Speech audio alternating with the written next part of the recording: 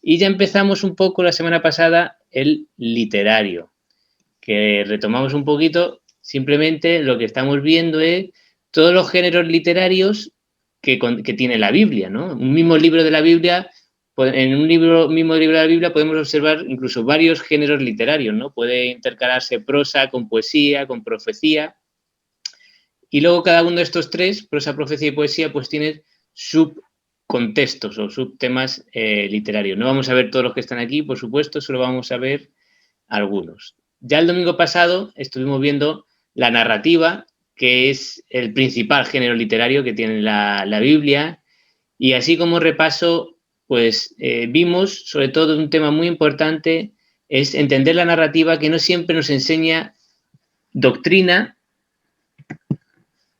de manera directa, sino más bien la ilustra a través de ejemplos de personas, ¿no? Muchas veces no se nos dice ni incluso si lo que hace esa persona es bueno o malo. Eso lo tenemos que contrastar con otros pasajes, otros libros de la Biblia, donde sí se nos instruye doctrina, como por ejemplo las cartas, tanto del apóstol Pablo, Pedro o Santiago, ¿no? Aunque también los evangelios tienen muchos pasajes donde también se enseña directamente doctrina. Y vimos el ejemplo, ¿no?, de la iglesia que repartía todos sus bienes como un ejemplo de ilustración, pero que no te enseña o no es un mandamiento. Pero luego vimos en 2 Corintios 8 y 9 cómo si Pablo da un mandamiento en cuanto a cómo ayudar a los necesitados, ¿no?, a los que realmente pasan necesidad. Otro ejemplo que no vimos, por ejemplo, es Génesis 19, 30, 37. Ese pasaje es cuando las hijas de Lot lo emborrachan a su padre y se acuestan con él para tener descendencia, ¿no? La verdad que es algo que nos llama la atención negativamente, pero no se nos dice en ese pasaje si es bueno o malo. Entendemos que es malo porque luego tanto Levítico 18 y 19 habla de la prohibición del incesto, o Primera de Corintios 5:1, Pablo se echa las manos a la cabeza, por decirlo así, porque hay alguno que se acuesta con la mujer de su propio padre, ¿no?, su madrastra. Esos pasajes sí que nos indican cómo ese hecho es algo negativo y desagradable a Dios, pero no el propio hecho que nos describe de las hijas de Lot acostándose con su padre. Como decimos también ahí, las narraciones nos informan lo que pasó, pero no necesariamente lo que debía haber pasado, ¿no? Eso ya tenemos que ir a pasajes prescriptivos, normativos, donde sí que nos instruyen y nos dan mandamientos explícitos. Y vimos, por último, una manera de dividir un pasaje narrativo: trasfondo, conflicto, intensificación, clímax y resolución.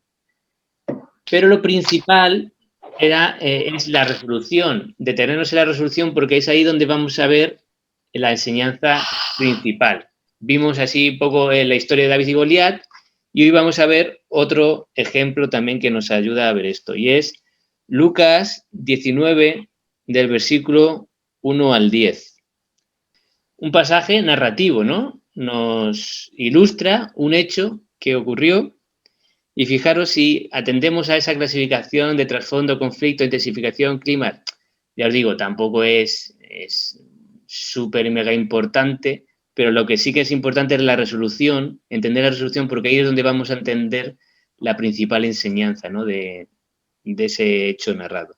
Por ejemplo, el trasfondo podríamos decir que es, oye, Jesús llega a la ciudad y Zaqueo, el narrador nos presenta a Zaqueo, el cual tiene muchas ganas de conocer, de poder ver a Jesús.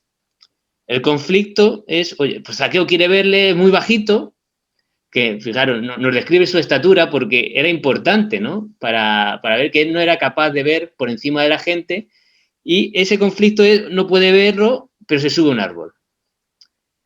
Se intensifica la narración porque tiene problemas para verlo y la gente empieza a murmurar. Y el clímax podríamos identificarlo cuando Jesús le dice: baja, que quiero comer contigo, ¿no? Ahí teníamos a Zaqueo con unas ganas de poder ver a Jesús, y no solamente lo va a ver, sino que Jesús, y ahí es el clímax, Jesús le dice: baja, que hoy quiero comer contigo. Y la resolución la vemos a partir de ahí, cuando Zaqueo se arrepiente de sus pecados, muestra ese arrepentimiento dando frutos, frutos que evidencian ese verdadero arrepentimiento, ¿no? Devuelve todo lo que ha robado cuadruplicado, que era lo que decía la ley. No, la ley decía incluso menos, yo creo. Tenías que devolver menos del cuádruple.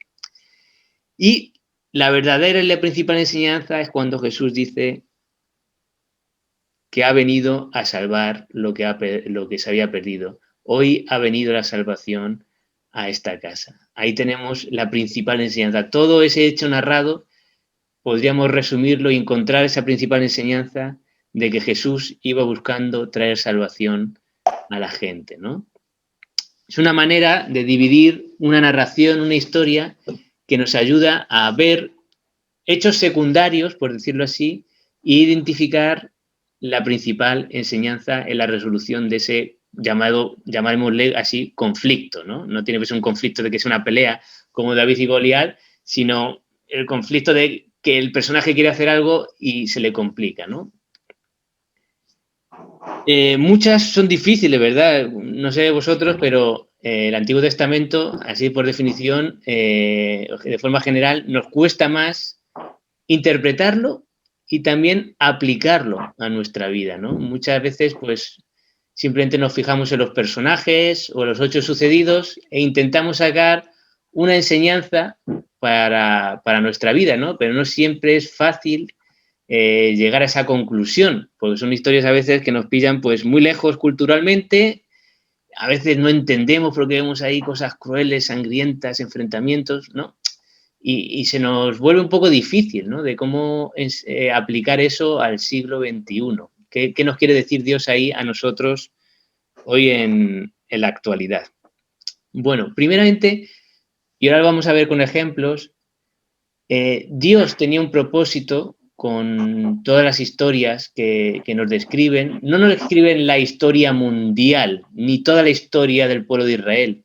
Es una selección de historias escogidas por Dios, por la inspiración de su Espíritu Santo, para enseñar algo a esa audiencia original, pero también hoy a la audiencia del siglo XXI. Entonces tenemos que ser conscientes de eso, de que esa selección no es arbitraria, sino que tiene realmente un propósito para los que lo escuchaban primariamente y para nosotros hoy. Y vamos a hablar de la historia divina, algunos también llaman historia primaria, y la historia humana o historia secundaria, que lo vamos a ver mejor en un ejemplo. Simplemente esto lo que quiere decir es, nosotros cuando vemos los hechos sucedidos, pues nos fijamos en los personajes, pues fíjate lo que le ocurrió a este, lo que le ocurrió a otro, y narramos así los hechos. Por ejemplo, hoy, lo que estamos viviendo hoy del coronavirus, ¿no?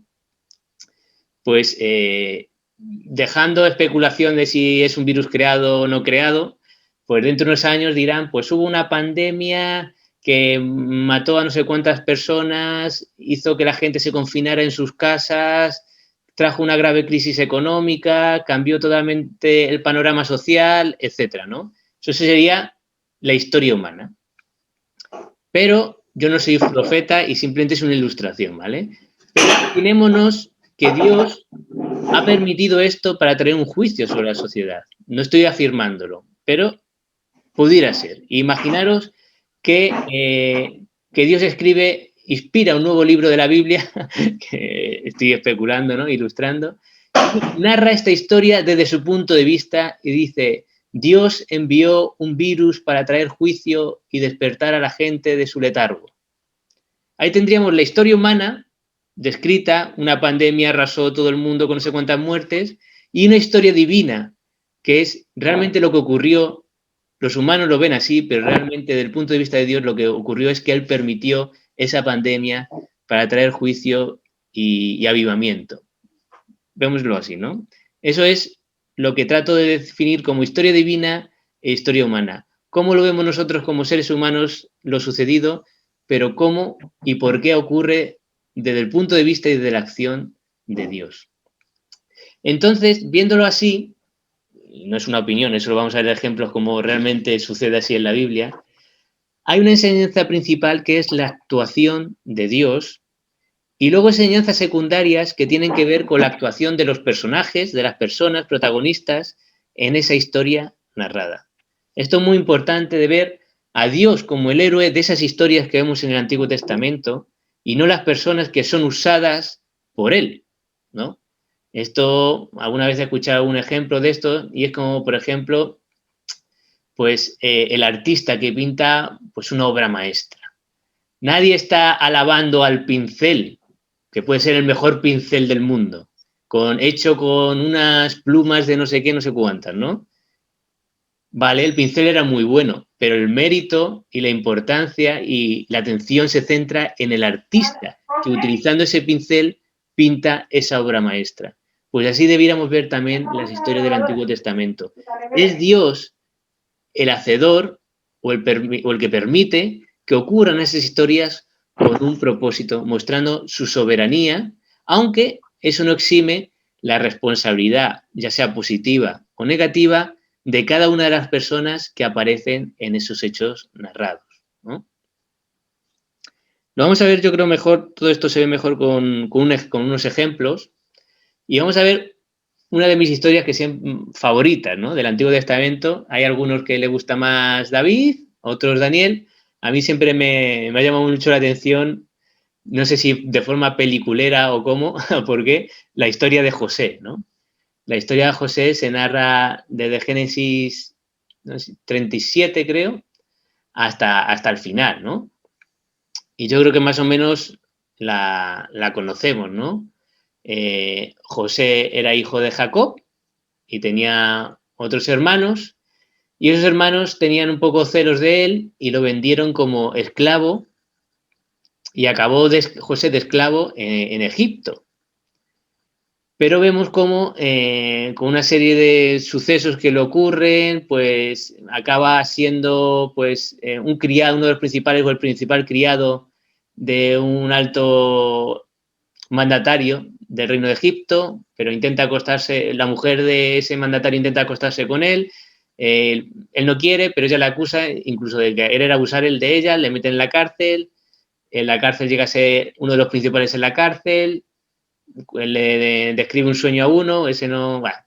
Y luego acaba siendo narrando, interpretando el sueño del faraón, y el faraón le pone como su segundo al mando en todo el imperio Egipto, que era la primera potencia mundial, ¿no? En esa época. Entonces, viendo esta historia, desde el punto de vista de historia humana, y decimos enseñanzas secundarias, pero no que no sean enseñanzas que haya que aprender, sino secundarias, podemos ver cómo Jesús llega a Egipto por sus malvados hermanos, pero consiguió llegar a ser gobernador por la fidelidad de Dios, aún en medio de circunstancias adversas, y así salvar a su familia. Y ver a José como un ejemplo de fidelidad a Dios, ¿no?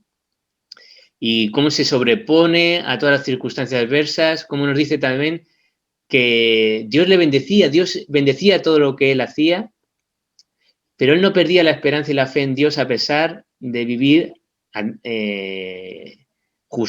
injusticias, ¿no? Verdaderamente injusticias. Desde la entrega de sus hermanos a la mujer de Potifar, etc. Esa sería la historia humana. Pero ¿cuál es la historia divina realmente y la enseñanza principal? O sea, esa promesa a Abraham nos ayuda a entender muchas cosas que ocurren a partir de ahí en el Antiguo Testamento. Y una es la historia de José. Abraham le promete una tierra, una parentela, una gran nación vendrá de su descendencia. A través de Isaac, a través de Jacob. Y ya cuando llega Jacob, ¿qué ocurre si Jacob y toda su descendencia murieran de hambruna, de esa hambruna que iba a haber a lo largo no solamente en Egipto, sino en toda la tierra de alrededor? Ese pueblo hubiera desaparecido. Es por eso que en Génesis 45 y 50 nos habla de que Dios permitió que José llegara a Egipto para preservar a ese pueblo, y luego en 50 para que la descendencia fuera mucho pueblo. Dios interviene para poder cumplir esa promesa hecha a Abraham que luego en Gálatas nos descubre en quién serán benditas todas las naciones, en su simiente, que es Jesucristo, pero era necesario que Dios actuara para guardar al pueblo, a la descendencia de Jacob, porque de ahí vendría el poder cumplir todas esas promesas a Abraham y en última instancia de ahí nacería el Mesías. Esa es la historia divina, ¿no? Dice que fue Dios el que permitió, fue Dios el que le envió a José para preservar a ese pueblo. Y esa es la principal enseñanza, por supuesto. Eso no quiero decir que la historia de José no tenga otras enseñanzas, pues de su fidelidad a Dios, de cómo huir de la tentación, de cómo ser fiel a Dios aún en gran adversidad. Yo creo que son enseñanzas muy buenas y que Dios nos ha dejado para poner en práctica y para ilustrarnos y darnos ejemplos de ello. Pero la principal que se destaca ahí en Génesis es cómo Dios, esa promesa hecha a Abraham, él tiene que intervenir, pues primero cuando Abraham miente y entrega a su mujer medio hermana al rey este, ¿no? ¿Qué hubiera ocurrido si Sara no se queda con Abraham y da luz a Isaac? Ya se acaba ahí toda la promesa. Tiene que intervenir Dios, aparecerle al rey para que la suelte. Luego Isaac hace una cosa parecida. Además, eran estériles dos de las mujeres que aparecen en la historia y tiene que intervenir Dios para que tengan descendencia. Y así continuamente a lo largo del Antiguo Testamento Dios interviene para poder cumplir esa promesa hecha a Abraham. Si excluimos esta enseñanza de cómo por detrás de todo eso está la intervención divina soberana para cumplir sus promesas, nos dejamos, yo diría que la principal enseñanza que Dios no quiere dejar en estos textos. Y digo, sin excluir otras enseñanzas que podemos aprender de esos personajes, ¿no? Vamos a ver otro ejemplo. Primera de Reyes, capítulo 12, versículo del 1 al 20. Sí, bueno, aquí esto es un hecho histórico muy relevante para la historia de Israel. Salomón había dejado ya el reino en manos de su hijo Roboam, y Roboam pues tiene ahí, no sabe si subir los impuestos, si bajar los impuestos, qué hacer con el pueblo. Y pide consejo, ¿no? Pide consejo a los ancianos, los que estaban de consejero con sus padres, y también pide consejo a los más jóvenes, que eran, pues decimos así, sus amigos o personas de confianza. Y atendemos aquí a un hecho histórico que es la división de Israel en dos reinos. El reino del norte, que se va a seguir llamando Israel, y el reino del sur, que se llamará Judá, e incluye Judá y la tribu de Benjamín. Leyendo esta historia, si somos historiadores o vamos a resumir la historia de Israel de este hecho, ¿a qué conclusión llegaríamos de por qué se dividió Israel en dos reinos? Entiendo que por la falta de sabiduría del rey, en escuchar las personas que de verdad conocían el pueblo. Efectivamente. Y además tenía madurez para hacer las decisiones más sensatas. Exacto, efectivamente. Esa sería la conclusión que sacaríamos leyendo ese texto y escribiríamos: el reino de Israel se dividió en dos por la falta de sabiduría de su rey, que quiso imponer más impuestos y al final acabó rebelándose el pueblo y se dividió en dos. Esa sería la historia del punto de vista humano, ¿no? Pero realmente, ¿qué ocurrió en el backstage divino? Realmente, ¿por qué Dios permitió o hizo que se dividiera ese reino? Para eso es necesario irnos un poco hacia atrás, capítulo 11, tú misma, Angélica, como ya lo tienes ahí ubicado, en Primera de Reyes, lee ahora capítulo 11, del versículo del 9 al 13, y luego 30, 31 y 40. Y se enojó Jehová contra Salomón, por cuanto su corazón se había apartado de Jehová, Dios de Israel, que se le había parecido 2 veces. Y le había mandado acerca de esto, que no le siguiese a dioses ajenos. Mas él no guardó lo que le mandó Jehová. Y dijo Jehová a Salomón: por cuanto ha habido esto en ti, y no has guardado mi pacto y mis estatutos que yo te mandé, romperé de ti el reino y lo entregaré a tu siervo. Sin embargo, no lo haré en tus días. Por amor a David, tu padre, lo romperé de la mano de tu hijo. Pero no romperé todo el reino, sino que daré una tribu a tu hijo, por amor a David mi siervo, y por amor a Jerusalén, la cual yo he elegido. Y luego versículos 30, 31 y 40. Y tomando Ahías la capa nueva que tenía sobre sí, la rompió en 12 pedazos. Y dijo a Jeroboam: toma para ti los 10 pedazos, porque así dijo Jehová, Dios de Israel: he aquí que yo rompo el reino de la mano de Salomón, y a ti te daré 10 tribus. Y versículo 40. Por Salomón procuró matar a Jeroboam, pero Jeroboam se levantó y huyó a Egipto, a Sisac, rey de Egipto, y estuvo en Egipto hasta la muerte de Salomón. Y ahora por último, el capítulo 12, pero versículo 24. Así ha dicho Jehová, no vayáis ni peleéis contra vuestros hermanos los hijos de Israel. Volveos cada uno a su casa, porque esto lo he hecho yo. Y ellos oyeron la palabra de Dios, y volvieron y se fueron conforme a la palabra de Jehová. Perfecto. Ahora, leyendo estos textos, si te volviera a hacer la misma pregunta, ¿por qué se dividió el reino de Israel? ¿Qué dirías? Ahora leyendo principalmente lo del capítulo 11. Claro, porque Dios ya había avisado que esto iba a ocurrir. Tenía que usarles. Exactamente. ¿Y por qué iba a ocurrir? Porque el rey anterior, Salomón, efectivamente, el pecado de Salomón. Había traído. Efectivamente.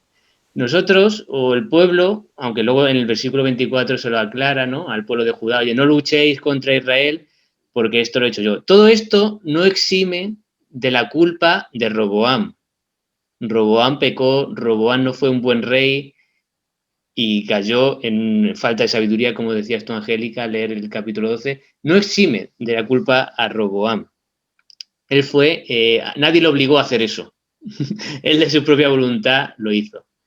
Pero la división del reino ya estaba predicha por Dios por el pecado de Salomón. Al principio del reinado de Salomón, no lo vamos a estar leyendo, pero Dios le dijo que le prometería un reino próspero, largo, siempre y cuando siguiera, ¿no?, los dictámenes y obediencias del Señor. Pero vemos en eso que hemos leído en el capítulo 11, cómo Dios, y sabemos la historia, cómo Salomón pues se rodeó de muchísimas mujeres, 1000 mujeres paganas, y estas le arrastraron a la idolatría y terminó sus días abandonando a Dios. Algunos creen que luego finalmente pues se arrepintió. El caso es que rompió ese acuerdo, ese pacto con Dios, ¿no? Esa desobediencia, y esa desobediencia le trajo pues las consecuencias que hemos leído. Dios quitaría el reino a Salomón, en este caso a su hijo, a Roboam, y lo dividiría en 2 partes: reino del norte 10 tribus, reino del sur, Judá y Benjamín. Y se lo diría a un siervo, y ese siervo era Jeroboam, ¿no? Era un siervo de Salomón que tuvo que huir, pero ya el profeta le dijo que volvería y sería rey. Qué importante es ver la historia divina, cómo Dios es el protagonista realmente de esa historia. Si nos quedamos simplemente con que Israel se dividió porque Roboam fue poco sabio, nos quedaremos muy cortos en sacar realmente lo que ocurrió ahí. Todo eso principalmente vino por el pecado y la desobediencia de Salomón. Y vuelvo a incidir, eso no exime la responsabilidad que también tuvo Roboam.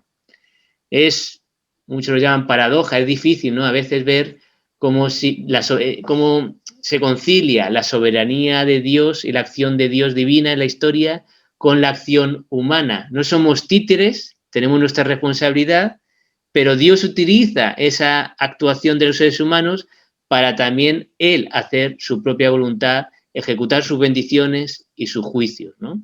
Efectivamente. Por eso, la principal enseñanza es la del capítulo 11, ¿no? De cómo el pecado de Salomón, y esto es un principio universal que vemos desde Eva y Adán, cómo el pecado de uno muchas veces no tiene consecuencias solo sobre él, sino todas las personas que están alrededor de esa persona.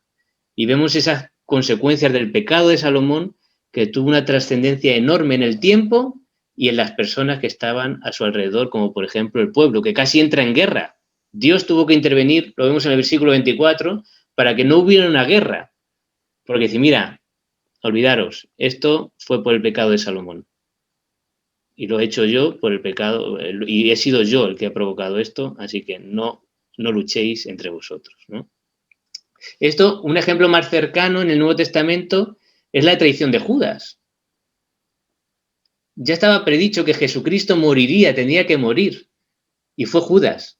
Alguien obligó a Judas, es verdad que entró Satanás en él, pero ya estaba en él era ladrón, cuando se derramó el perfume, y se podría haber dado a los pobres, y nos dice el Evangelio de Juan que realmente lo que quería era que ese dinero lo tuviera él, porque él era el tesorero y manejaba el dinero a su antojo, ¿no? Pero esas historias así de soberanía de Dios y responsabilidad del ser humano la vamos viendo a lo largo de todas las historias del Nuevo Testamento, y podemos entrar, como tú dices, en especulación, si no hubiera hecho esto, si no hubiera hecho esto. El caso es que fue así y no nos tenemos que perder en ello, sino ver la principal enseñanza. En este caso, la de Salomón, en el otro caso, que el Mesías tendría que morir y resucitar para que los demás que creíamos en él tuviéramos vida eterna. Pero para eso alguien le iba a entregar para morir, y ese fue Judas. Y Judas tuvo su responsabilidad. No se le puede eximir de ello. Hola, Felipe. Sí, Adoniram. No, que esto realmente es algo muy interesante, ¿no? Aunque nosotros partimos desde nuestro lado, que somos limitados y no sabemos lo que va a ocurrir. Eso. Pero Dios sí sabe todo lo que va a ocurrir mucho de antes, ¿no? Entonces, Él ya sabe, y por eso también su intervención nunca toca, nunca impide nuestro libre albedrío, ¿cierto? Que eso es una cosa que solo Dios puede hacer, nosotros no. Es solo Él que puede hacer. Entonces, a veces es como hay un dicho que dice que Dios escribe reto en las líneas torcidas, ¿no? Entonces, Él va interviniendo sin tocar la libertad del hombre, y efectivamente, si hubiera una otra forma que el hombre actuara, Dios intervendrá de otra manera sin tocarle, de forma perfecta, para mantener el hilo de la historia, de la salvación y de nuestra redención, ¿no? Ese es un punto muy interesante, pero es muy difícil a veces de entenderlo, ¿no? Solamente. Sí. Por eso, efectivamente, y esto trae muchos enfrentamientos incluso entre cristianos, ¿no? Porque ya das lugar a la especulación. ¿Y por qué hizo? El caso es que la historia ocurrió así, y Dios en su soberanía actuó así, y el ser humano actuó así, y no le exime su responsabilidad, ya sea en sentido positivo o en sentido negativo. Por eso muchas veces, esto es como a veces se habla, ¿no? Cuando aprietas un tornillo y se pasa de tuerca y ya deja de funcionar. Y a veces eso pasa con nuestra limitada mente humana, que le damos demasiado vueltas a veces a algunas cosas y nos pasamos de rosca y acabamos en teorías especulativas y contrarias a la Biblia, ¿no? Muchas veces. Pero en José vemos un tipo de Cristo. No digo que José es Jesucristo, ¿vale? Simplemente es una ilustración, aunque es un hecho real, José vivió y ocurrió todo eso, pero nos anticipa también de una persona que será entregada por sus hermanos israelitas, pero que esa entrega traerá salvación. En ese caso fue la salvación de Israel, y la de Jesucristo fue la salvación del mundo, de todos los que en ellos creen, ¿no? Muchas, como dices tú, todas esas enseñanzas apuntan también a Jesucristo de alguna manera, y es una forma que nosotros también lo podemos aplicar hoy a nuestra vida.